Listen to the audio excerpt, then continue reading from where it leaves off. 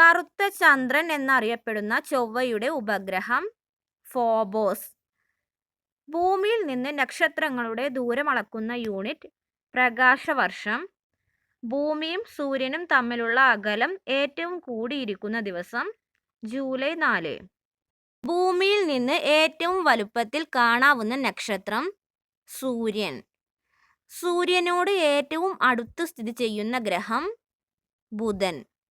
പ്രകാശം ഒരു വർഷം സഞ്ചരിക്കുന്ന ദൂരമാണ് പ്രകാശവർഷം.